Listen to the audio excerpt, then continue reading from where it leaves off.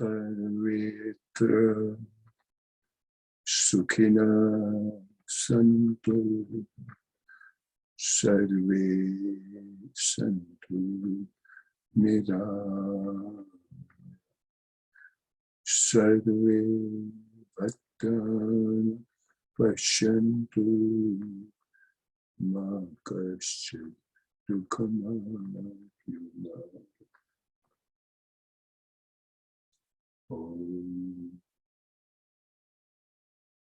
Shanti Shanti Shanti.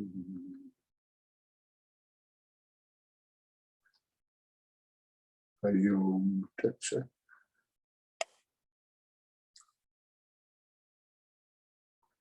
Srimad Bhagavad Gita. Today, I would like to take upon a sloka from chapter 2, sloka number 11. It is so pertaining to everybody's life.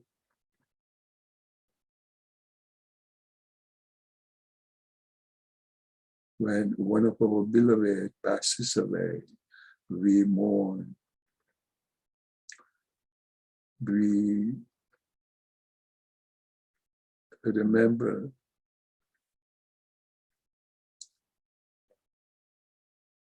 the passerby's contribution in our life, the shelter that they gave us, the knowledge that they share, and the love that they share. And as a result, mourning continues. That even includes dogs and cats, or any, whether birds or anything that we develop the contact with. So let me take you to the sloka. Let's hear the chanting once again. And those of you who don't know Sanskrit, where the cursor is moving, that is where the English transliteration is there. Okay, so let's enjoy it.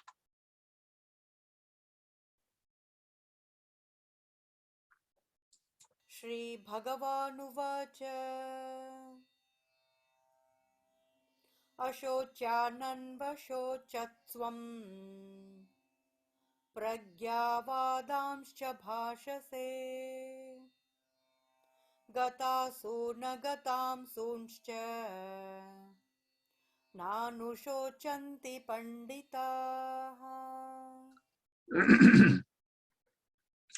Now, those of you who were reading the one in Sanskrit, the first 3 lines, they may differ a little bit from the one in green, because in the first 3 lines, what is called a sandhi, the conjugation, the words are separated. And when the words are pronounced together, what is called a sandhi, the pronunciation is little smoother and can be chanted.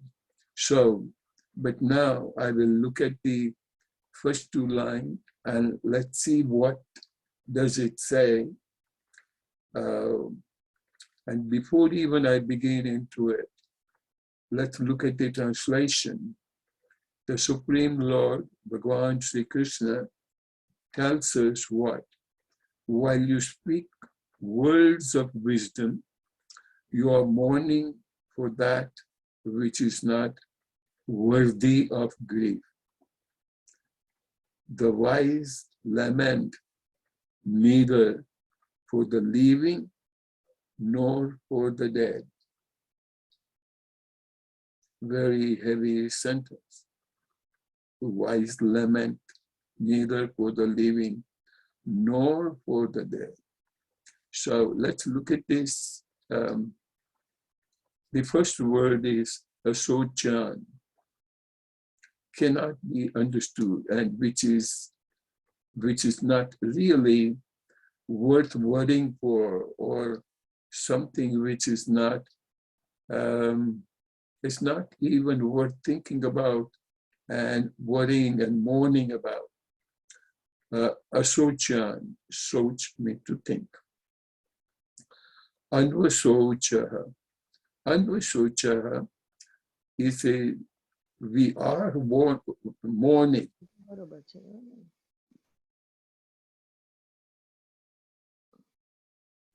We are mourning. Microphone share.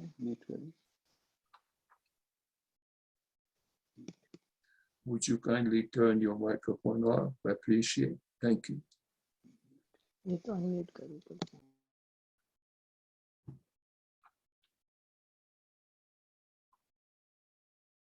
Anvasocha are mourning. Who are mourning? And when are they mourning? Tvam, you means us. Pragna Vadana. Pragna, the one who is wise, one who is well aware, one who is realized, one who is knowledgeable. Pragna, Pragna, Vadana, or the word Vadana, one that he speaks, or the words of wisdom in short. Pragna Vada Chabashate, Bashashe. So the Cha means and, Basade. So they are not really, even while listening to the words of wisdom, and even while chanting this sloka in particular, we still mourn. So what does it say now? Gata suna. Gata means to go. Those who are gone, or those who are dead. Gata suna. Agata suna. Means not. And those who are not gone means those who are living. Sure. Na anusochanti pandita. Pandit again, wise man, knowledgeable, pragna. Sometimes the pandita is used in a little contradicting terms also. So those who are, they know that they know, but they do not implement in the life, they are also sometimes referred as pandita. So here, but here take it as a wise people. Anusochanti. Lemnen, they suffer. So Pandit says, do not suffer. So here Lord says that while you speak words of wisdom, you are mourning for that which is not worthy of the great. The wise lament neither. Understand the word na. Where is the word na? Never. Wise men never lament, never mourn, never suffer from pain. And this is so worth understanding. Let me come out of this slide.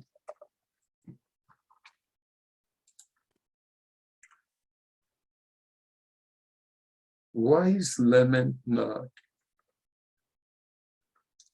That word we need to contemplate. That means if we understand, and particularly in the older age, how many of us we go and attend a funeral,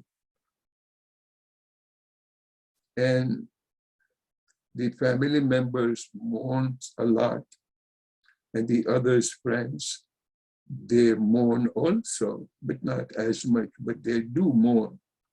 And this is almost every time's affair, you can say, or this happens almost every time one goes to either to the cemetery or to the funeral house or wherever one has to pay the last tribute.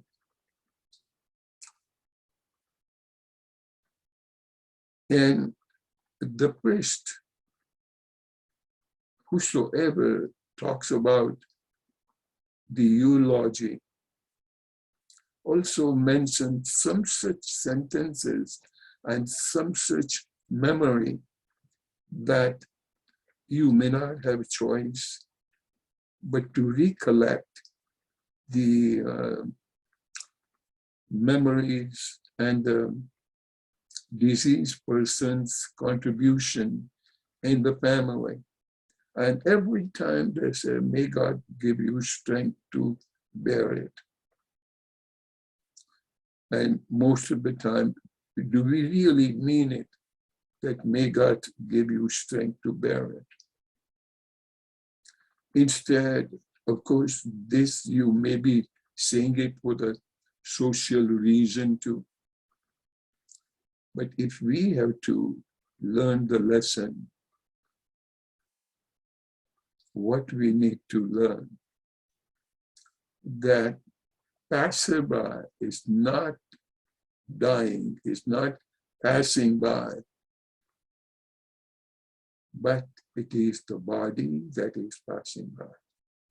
And that need to be reminded every single funeral we attend or we come to know. Some of the funeral we may not attend. So what really need to be thought of, and this is how we have to train our family members. Anytime death in the family or larger family happens, let us not make it a sad event. This is what this sloka says. And as soon as we start identifying a person with the body, as my friend Chris has said today, so beautifully, and I'm going to talk about that paragraph that you wrote. What he has said, that we are fragmentizing the reality. Reality is one, but we consider each one of us, even though this body is transient body, transient, temporary, it is gonna go. But that is not you. And that need to be reminded over and over and over. Let me take an example. A friend of mine was saying so beautifully that if you go to a football game, the ball is thrown, there's one ball, and both the sides try to grab as if the ball will not be there. So we do our best to make use of this body, but I'm not saying don't do it. But then we don't know that it is gonna go, and we identify ourselves with the body. So when the body goes, we think we are gone. So here in the football game, how much both sides are trying to grab the ball. They fight and they jump over, they hurt each other. But after the game is over, football remains on the field and both the players, they go to their dugout and leave. So to say, dear friends, the body is gonna go and the spirit that we want to know about, we study about it, but the spirit remains as is. It does not take part into it. But that needs to be learned and developed with an awareness without fragmenting the reality. And what I meant by fragmenting the reality, again, I will take one or two other examples and try to explain you this. And those examples will also teach us the first word we learn, dharma kshetra, dharma. What is dharma? Many years back, I had a privilege to visit a friend of mine in near Stockton, California. And I don't know whether it was in Stockton or nearby, but they had a mountain community. And I think there were 27 families on that mountain track. Their houses were lined up one by the other at a little distance of a couple 100 feet. That was the only community I have seen. All the 27 houses, there were no locks. Doors are open.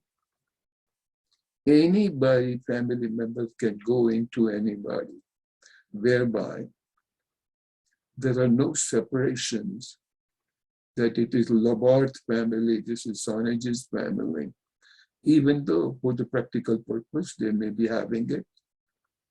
But there is no demarcation, there's no fragmentation. And the 27 families, they live like one family. And can you imagine the family members? They do not say that this is Labar's mother and this is Sonaj's mother.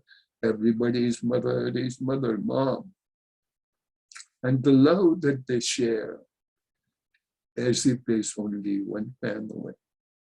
So the fragmentation, if you avoid it, then reality can be better understood or realized. So lesser you put the boundary, but we put the boundary right on singular body. And that once you start separating that you are not the body, but you are an eternal entity. And this also reminds me of one more incident. And that incident a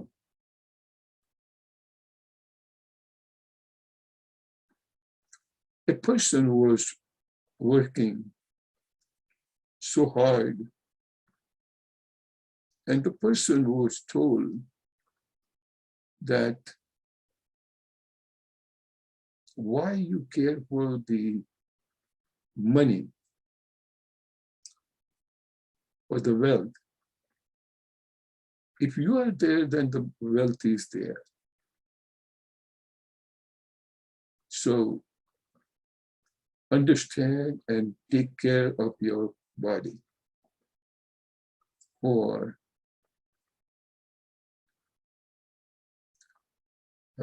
maybe I'm missing some point in it. Okay, so they say, why you are so much concerned about the wealth? Wealth will come and go. The situation, the whole surroundings will stay forever. You do not want to die. The world will, okay, the world's world, the world will exist. Whether you come or go makes no difference. How often we have heard this? So you take care of yourself. But a wise man was saying that world is transitory. World will change. Jagatyam Jagat. World will change, but you will not. Your body may change, but your spirit, your consciousness, your awareness will remain forever. And you just see the world changing. But we see otherwise. We have been warned, we have been taught, and even some of the scriptures, so-called scriptures, are also teaching us that the world is transient. And yes, it is, mind you. But when you speak of at the spiritual level, at the occult level, then only this body changes, but the center essence, the awareness is unaltered. When this kind of thoughts is contemplated upon over and over and over,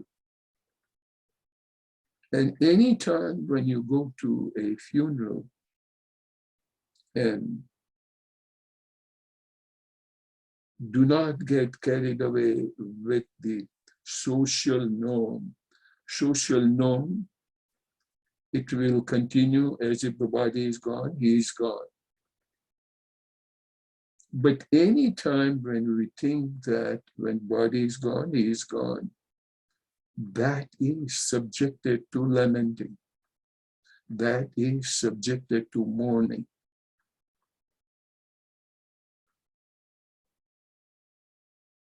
When that sincerely, seriously, often repeated, contemplated upon, and genuinely thinking, what do I really mean by the awareness, the spirit, the consciousness exists forever? What is that which gets born, and what is that which gets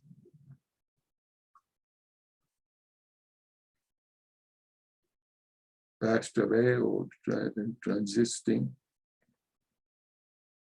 We use the word even he is transiting, but do we really mean it? The clothes changes, body does not. So we do not have to go and look for the water once there is fire. With fire, we know it is going to come. And the awareness we need to cultivate forever. And that is the reality. That is so-called the spiritual goal. And now I will read such a beautiful paragraph Chris has written, and he didn't find any other day to write, but on the day I was going to talk about. So let me share that slide with you folks. Allow me. Thinking isolates a situation or an event and calls it good or bad. This will also tell us how to think of the unity as if it had a separate existence. Through excessive reliance on thinking, as we think, so does our memory develop and so does our personality. So through excessive reliance on thinking, reality becomes fragmented. What it gets fragmented, as I was talking about the houses in Stockton, all those 27 houses exist, but they are not thinking like my house and your house. So they are not fragmented, at least in that community.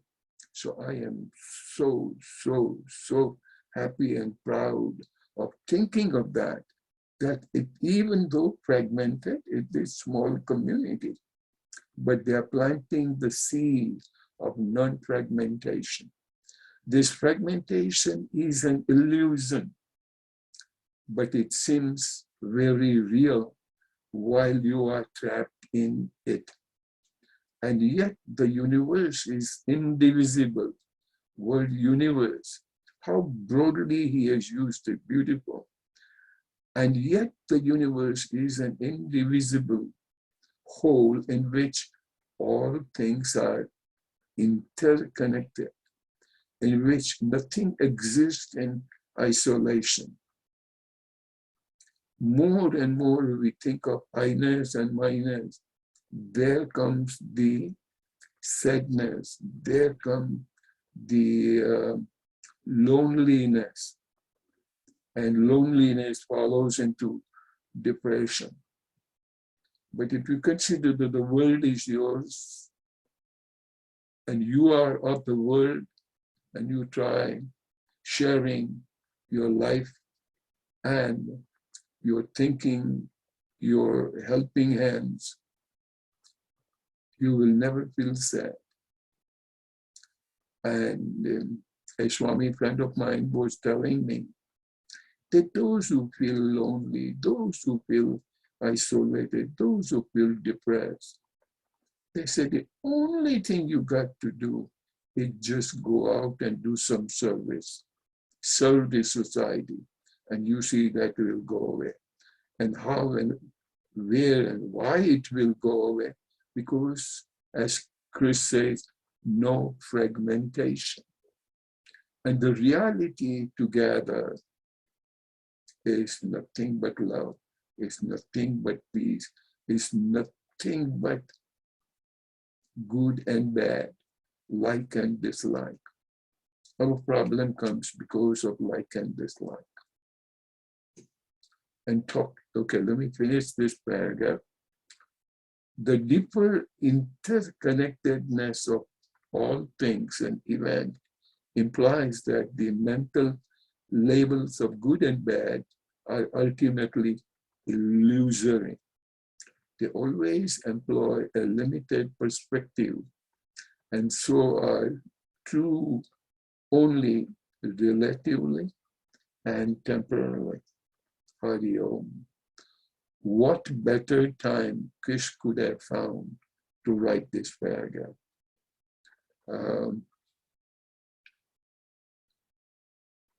Let me go out of it.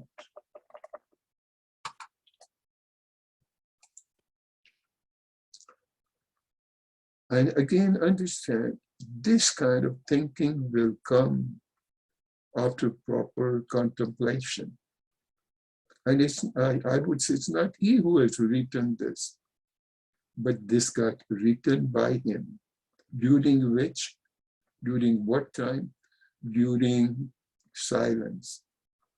And it is the silence in which the fundamental truth appears to you. It is not something that you have to read in a scripture. We may read this, what Krishna wrote, but what it meant to him perhaps may not mean to us, because there's a beautiful word in Sanskrit called nididhyasam. How to study the spiritual scripture or spiritual knowledge. That the first day says Sravanam, that means listen. Mananam, contemplation. And nididhyasam, meaning mean it. And so in that light, many times we might have heard in the class, and people say, oh, I'm doing pranayama every day, but somehow my headache doesn't go away, my this doesn't go away. As if pranayama is meant for the headache to go away. These are byproduct 5%. But did you really live pranayama? Did you live and enjoy the silence? And it is the silence that reveals you the truth. Otherwise, our mind of memory is full of like and dislike. And every like and dislike talks about fragmentation, separation, division. And understand, division is death, synthesis is life. So those 27 houses were so beautifully connected. They were synthesized. So they were experiencing life. And it's not that people were living always in couple. There were some single people. But they enjoy every moment so beautifully.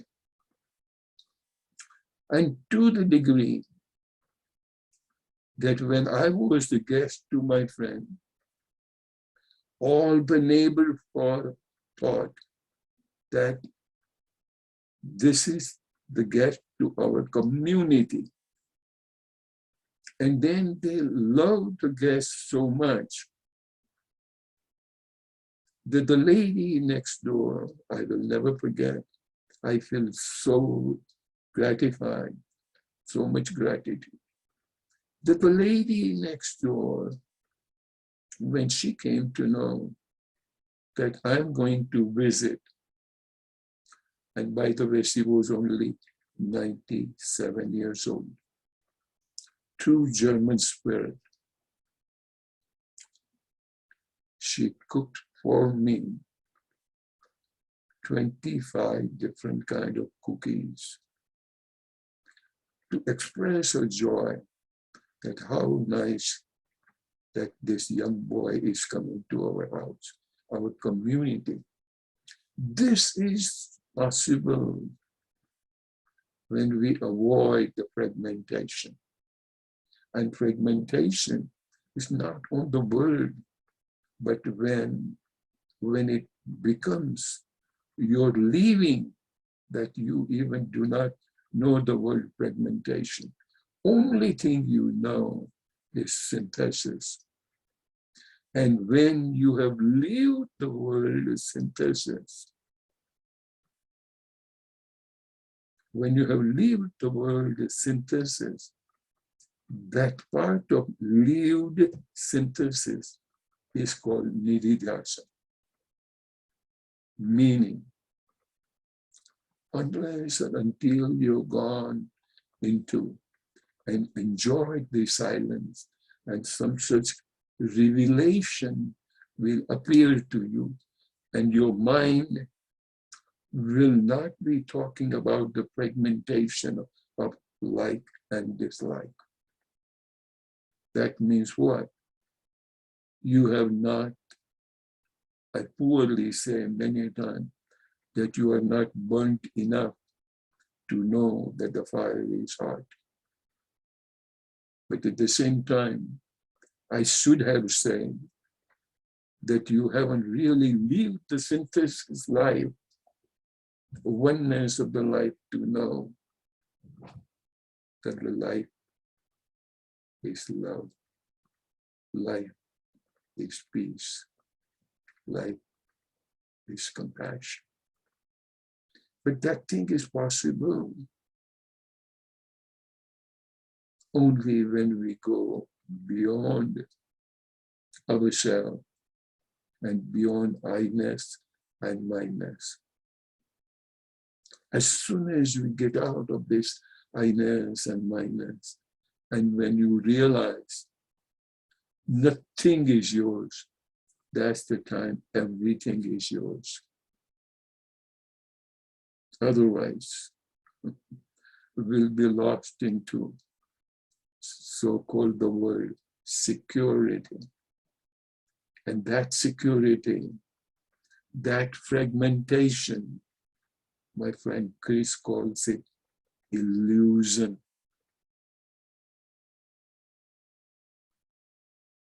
The other day, I had seen a video of a Swami walking only in the loincloth and a couple of feet of snow on the mountain. Only thing he had is just one stick. And he was walking as if nothing warm weather exists. It must have been minus 40 degrees or so. And he had nothing, just a stick and the loincloth, just the lower underwear, that's all.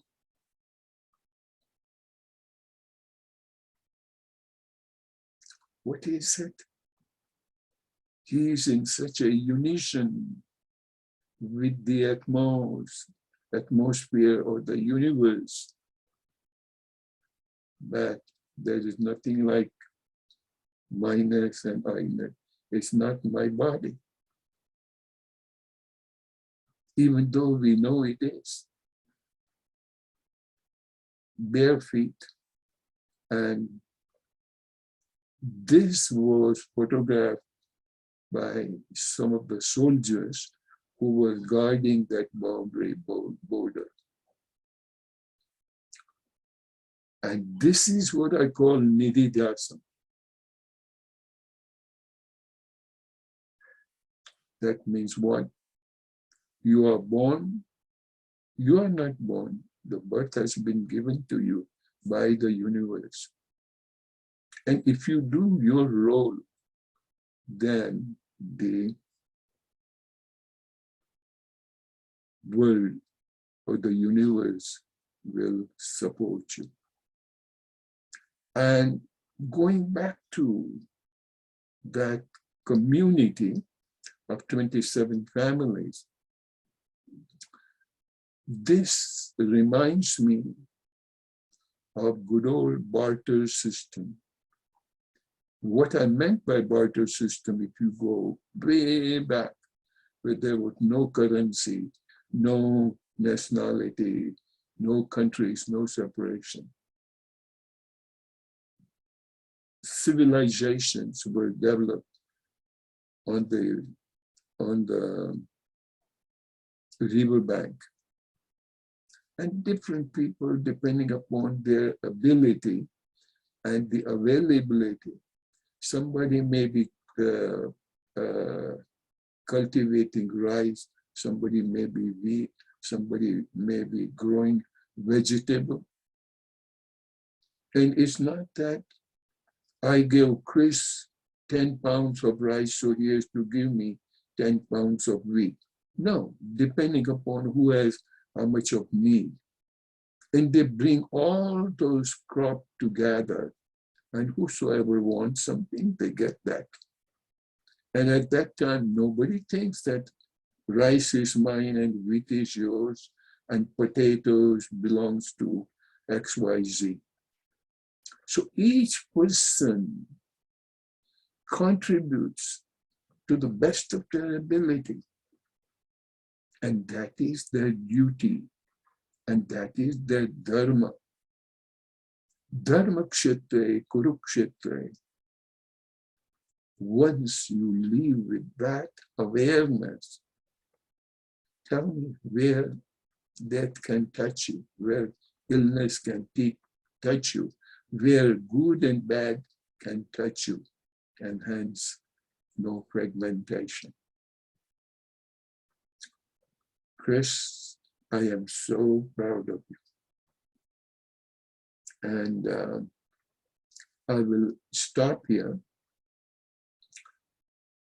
Understand, even though you may not remember, Sanskrit word is nididhasam. Please contemplate on it and at least make it a point that hereafter, any funeral that you go and attend, think no change is going to ever happen. Even when I die, I'm not afraid of death because I'm not going to die. The spirit continues. I'm not going to go to the fragmentation. No, fragmentation means oneness, and oneness means divinity. Oneness means synthesis, and synthesis means life.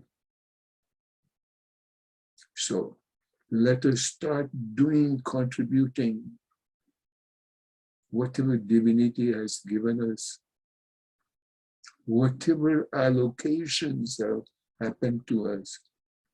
Once again, it reminds me of Ishavachya. Tena tyaktena bunjita. Bunjita, enjoy. Whatever has been allocated to you, enjoy. Your allocation can be intelligence, can be strength, can be resources.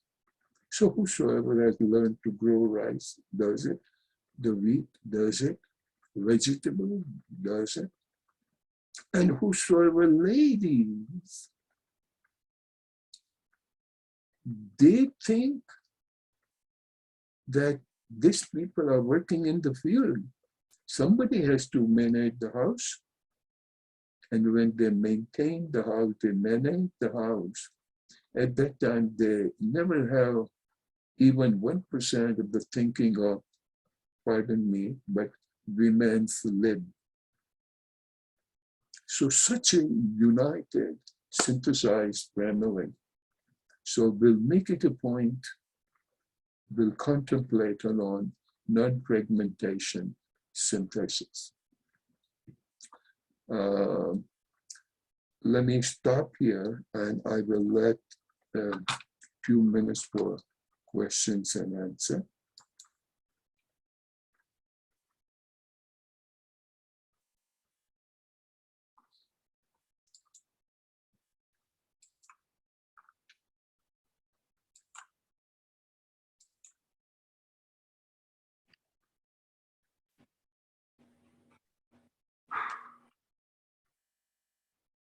Hari Om. I think all of us are good old timer. And here is my friend Chris with a nice silver hair. Chris, would you say namaste to all of us? Namaste. And I have white hair. Right. No, but I want to say something, Sanaji. Okay. I just want to make clear that I did not write that. That was from Eckhart Tolle's book, Oneness with All Life. Suresh bhai, namaskar. So it was something I was reading last night. Unmute, can you hear me? But don't be synthesized in the noise or the voice. I don't think he can hear you. Be synthesized otherwise.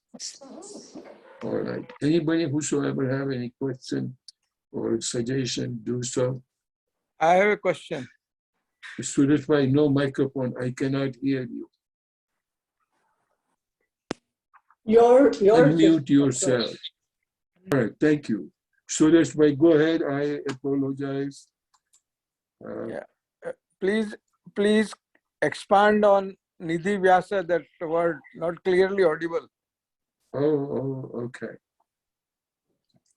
Nidhi Vyasam, in plain words, if I have to say, live the life, meaning live that word, L-I-V-E. Put it in your life in such a practice. Okay, give you a simple example. One more example. See, Chris taught me, he was teaching me how to swim. So he said that, okay, Sonaji, you move your hand this way, you kick your legs and breathe in through the nose and blah, blah, blah, right? And I also read a couple of books also. And then if I jump into the water, what's going to happen? So I have all the knowledge. Yeah. But I have not lived the swimming. Okay. Got it? So in other words, you can hear all about the fire and heat, but are you burnt to know that the fire is hot? Right. Okay. Okay, that is Nidhi Vyasa. All right. Sanaji, G, can you hear me? very well, so thank you. Okay, I don't think you heard me before because I think I was on mute. But what I wanted to say was that quote that you said you'd gotten from me. That was from Eckhart Tolle's book, Oneness with All Life. So I didn't write that. Okay. I wish I had. No, but it's beautiful. When I read it last night, it was beautiful. But at the same time, Chris, I must say, so many people may be reading it, but you picked up that quote. You became such an instrument in this. And how the heck you knew that I will be using it today? Well, I didn't know that, but I knew that you talked about there's no difference between good and bad. There's nothing good and nothing bad. Yeah, that thing we have been talking for quite a while. Right. Okay. So now,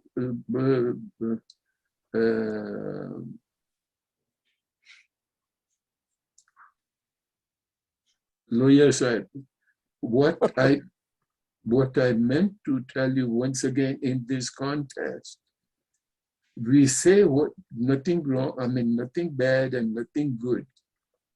We can say all day long, but then will it ever come to know that, oh, Chris, this pizza is so bad, or the cake isn't that good? How the heck you can keep on drinking coffee? You never drink tea, okay? And I can give a good lecture on nothing wrong, nothing right, nothing bad, nothing good. That means I have not lived that life. Nidhi Vyasa. So it becomes your world, not the whole world. That is Nidhi Vyasa, Sanskrit word. Good question though. Bindu, any question? No question. So I just want to say it's like saying to abide in that knowledge as much. Beautiful, look at that. Sujata is summarizing my 45 minutes in one word, abiding. Very good, sweetheart. No wonder I like it. Okay. Raksha is smiling, but Raksha, always good to have your presence. And Vijay is always there for me anyway. Mukesh Raja? Good. Mahim? How are you? When you have your mic off, I cannot hear. Oh yeah, sorry. My input in this, what we talked about right now is that what it doesn't make sense to me, which is probably my mind again, is that the fundamental closeness and being in one with each other is because of love, because of that connection that we have with each other. And if we practice that in our life and become a person that follows that, then at the end, when someone dies, that's why it hurts. That's why it's that love, that connection, that makes the situation hard to go avoid it. I mean, you can just say, okay, he was here or she, and now because his body is gone, but he is somewhere and rejoining the whole universe, or whatever it happens, which I don't know very much. That doesn't make to me that I'm alive and I've loved that person for a long time, and that's what my life was about. It's not easy. Okay, with you, I have used this word many a time. It's not easy, doesn't mean it's impossible.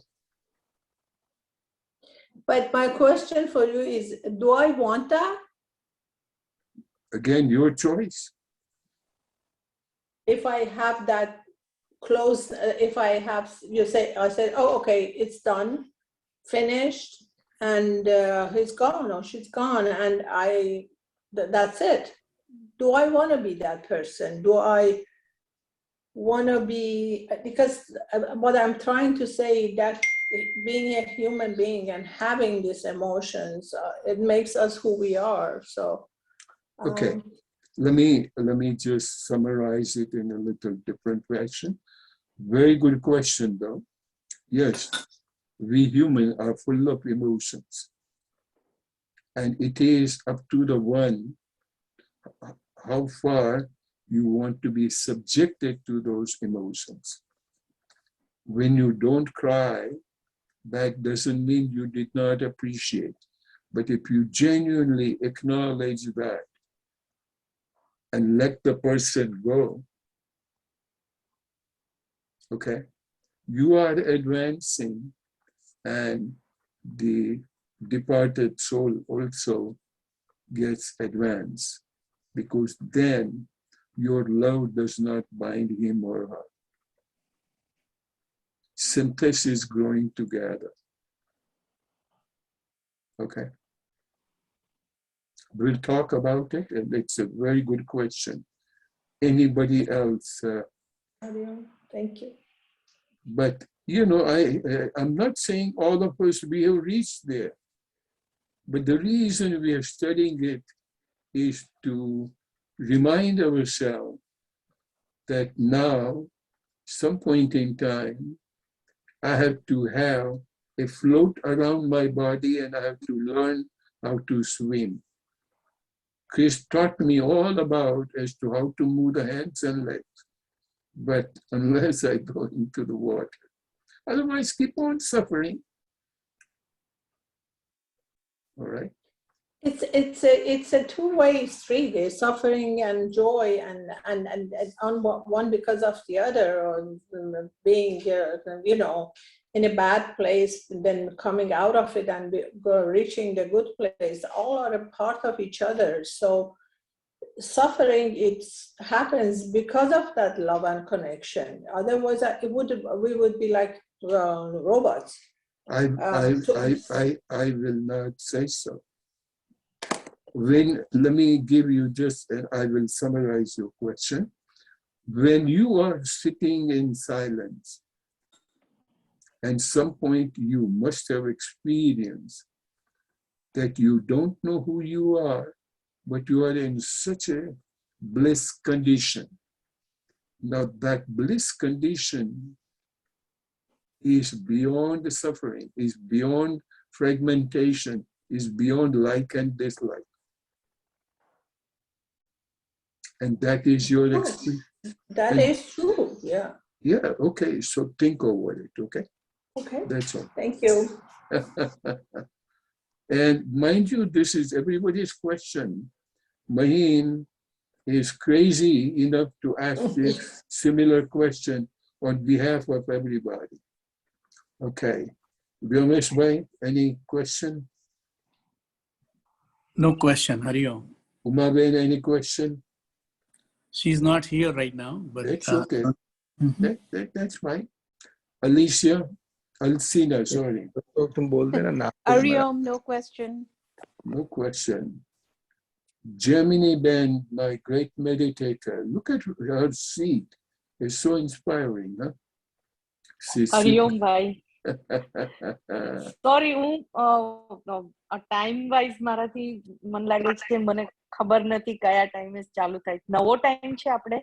Satya, 7 to 8. 7 થી 8. Sorry, I'm very sorry about that. I just joined. Hari Om.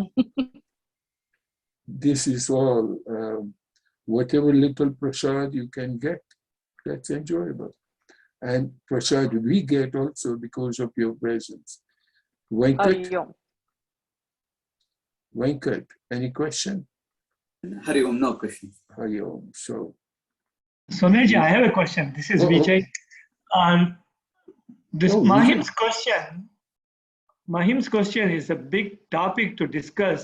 absolutely. Even though we started at the end of the class, probably we should schedule one class for this question, please. Mahim doesn't like it. You want me not to like it? Okay, I won't like it. I like. No, it'll be really good. It'll be Okay, wonderful. so shall we have the next session on it? Sure. Chris, I think so. Yes, yes. everybody says yes. Oh my God. See, I know what is in people's minds, Saraji. Ooh, Because we still are earth people. we all are. Let me tell you, I am not an exception. I don't know about that. Yeah, well. So we all learn together. Sahana Vavatu. Okay. So let's have eyes closed and we'll have concluding prayer. And try to mean those words, please. And you can chant with me. Om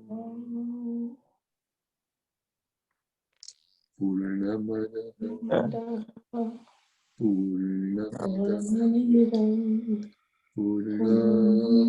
Purnamudachyate Purnasya Purnamadaya Purnameva Vashishyate Om Shanti Shanti Shanti.